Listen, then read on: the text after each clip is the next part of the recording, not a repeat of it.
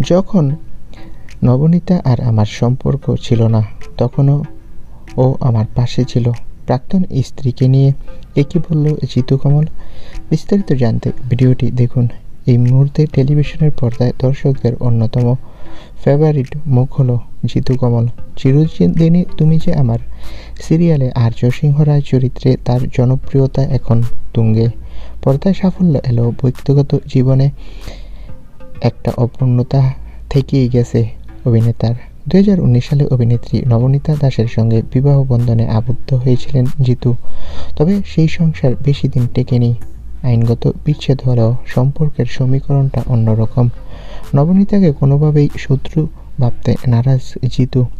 এক সাক্ষাৎকারে জিতু কমল বলেন, একটা মানুষের সঙ্গে একসঙ্গে থাকা হয়নি বলেই তাকে শত্রু ভাবার কোনো মানে নেই। যখন আমাদের সম্পর্ক ছিল না, তখনও নবনীতাকে অনেক কঠিন সময়ে আমার পাশে দাঁড়িয়েছি। জিতুর মতে সম্পর্ক ভাঙলেও মানুষের প্রতি সম্মান আর কৃতজ্ঞতা হারিয়ে ফেলা উচিত নয়। তিনি সম্পর্ককে দেখেন জীবনের স্বাভাবিক পরিবর্তনের মতো।